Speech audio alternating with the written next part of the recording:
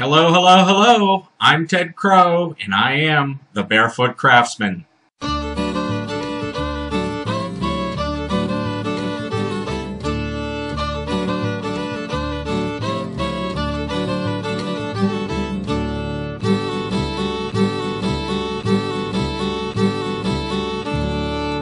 The Barefoot Craftsman. My stuff. This time on the Barefoot Craftsman, we're back to work on the TV stand. And we are slowly making progress. Also, my wife wants to tell a story. Oh boy, story time! So, I guess we'll hear that. Let's go find out where we're at. Back to the shop. Smear it around a little bit. Smearing the glue around a little bit. See if I can get some stickiness going. Sticky's good. Just checking to make sure I have the right side up. Yeah, that would be some pretty fart stinking. Oh God, it's a nail gun!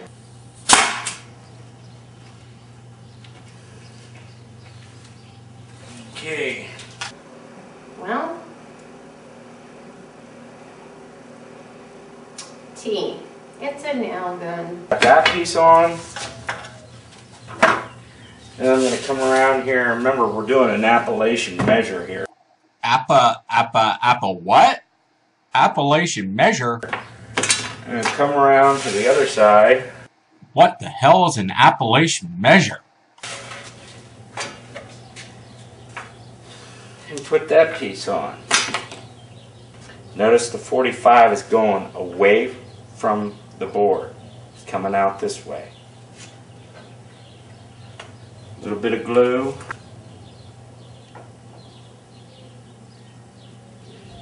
Smear it around a little bit. Kind of gets into the pores of the wood. If you got some excess, wipe it off. Smash it down in there. Smash that glue down in there. Press hard is what he means here. Really. Alrighty. Press hard. Oh my God, he's resorted to throwing furniture. T, it's a nail gun. Okay, let's get a pin nail in there. T, it's a nail gun. T, it's a nail gun. T, it's a nail gun. T, it's a nail gun. T, it's a nail gun. T, it's a nail gun. That was winning. God, I'm so glad he never uses that thing when I'm around, because that was just a massive fail. So far, the translation of appellation measuring appears to be dropping stuff. I'm about ready to put a pin nail in because I can't tell you how many times I've put one of these suckers into my finger. T, it's a nail gun.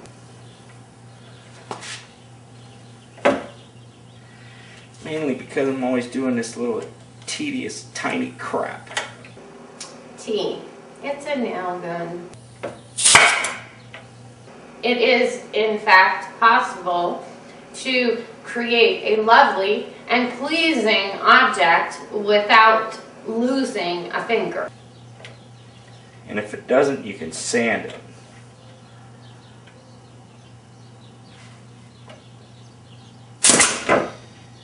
No, I didn't put one in my finger. I told you, injuries please him. Hey honey, look, I got a nail sticking out of my finger. Isn't that cool? See, now, if he had a nail in his finger, he would come show me the finger. There we go. Now we have the two pieces on. And remember, we're doing an Appalachian measure here. Appa what? Perhaps if we continue, we will learn more. So what I want to do is I want to find out how long this piece needs to be. And I'm going to do that by making sure that I have it in the same direction that I want it to be. In other words, the round going the right direction. And then I'm going to lay the piece in there so that I can find out exactly how long it needs to be, and the way that I can figure out what it's going to be at the far end is if you take a look at your trim, you'll see that it goes down like this, and this is the furthest point away from the board right there. Remember, it goes on there this way. I'm just going to turn so that side's up, and I'm going to lay that at that end and align it, and make sure that when I cut this thing, I cut it just a little bit longer than what I marked it. So I think upon consideration that Appalachian measuring means no numbers. Isn't that fabulous? So this is a miter box. You're paying more than 30 bucks for one of these things, and it's made out of plastic. Just take your money down at the dump and dig a hole and bury it. Anything made out of plastic is only so good for so long. The basic reason why it's called a miter box, shaped like a box. The basic gist of the miter box is to allow you to place a piece of wood in it, and then have your saw be at the exact perfect angle that you want it to be to cut. There's Al! Hi, Al! You on TV? Well, no, we're on YouTube. Al's come over to say hi. Hi, Ted. It's an honor to see you. An honor to see you too, Al. Thank you. Let me turn off the camera for you. So Al lives across the street from us. He visits often, most often to talk to the Barefoot Craftsman and gain his fixing advice, I'd say. Although often there is a little spirituality thrown in there and that kind of thing. Well, there goes Al. We helped him inflate one of his rafts.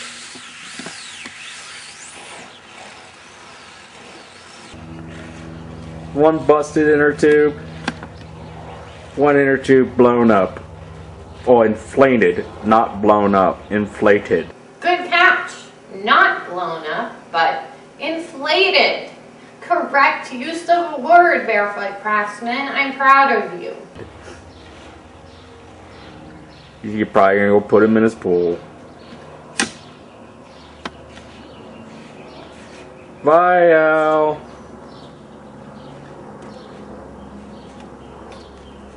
Okay, where were we? Oh yeah, miter boxes.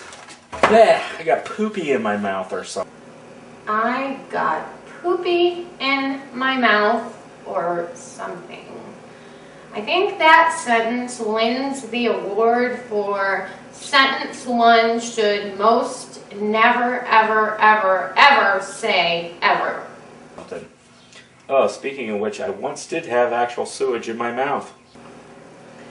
Okay, so let me tell you it was awful. sewage story since he won't. When the Barefoot Craftsman and I met, I had bought the neighborhood craft house whorehouse, and it was not so much in rough shape, but more in the kind of shape. It wasn't habitable.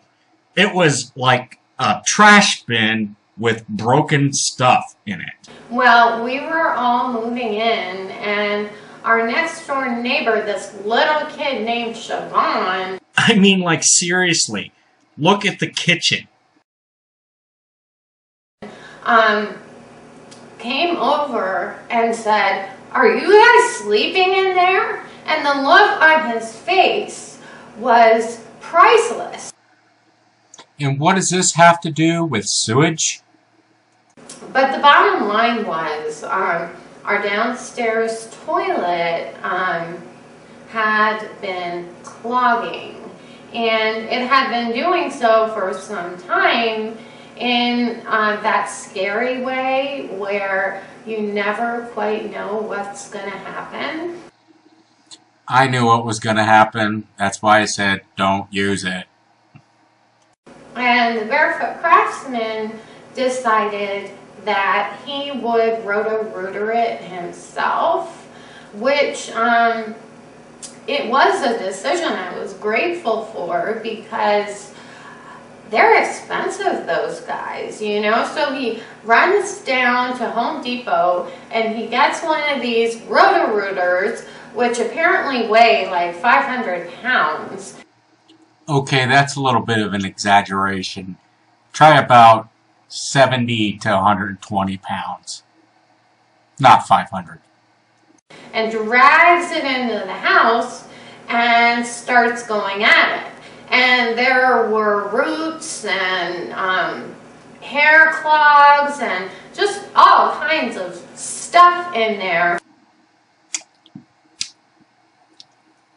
And the Barefoot Craftsman was operating on a time frame because the longer you keep one of those things, the more they charge you. So he was rushed in his approach to the problem, and he would call me up and say various things happened, like I don't know what you call it, the thing that like goes around really fast, that like wrapped around his leg, and there was blood, and it was probably mixed with sewage, but I didn't ask. And then I get this woebegone call: "Sophie, sewage got in my mouth."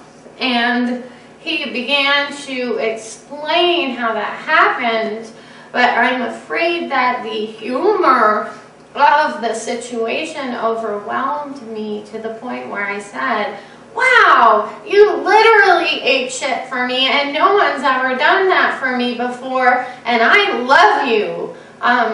But the emotion that the Barefoot Craftsman felt at that moment was not love, and he hung up because it was like probably not even our poop.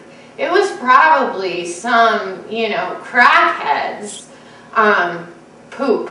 And I did come home and saw like 4 inches of raw sewage, and I'd say it took him maybe 6 months before he could find the humor in it. And so that's the story of how the Barefoot Craftsman, as my son likes to put it, ate a shit sandwich. Ew. Well, at least I don't have to eat any more shit sandwiches.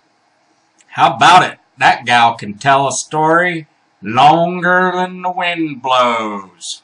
Well, I hope I never have to. We'll continue working on the TV stand till it's done. And till next time, goodbye, goodbye, goodbye.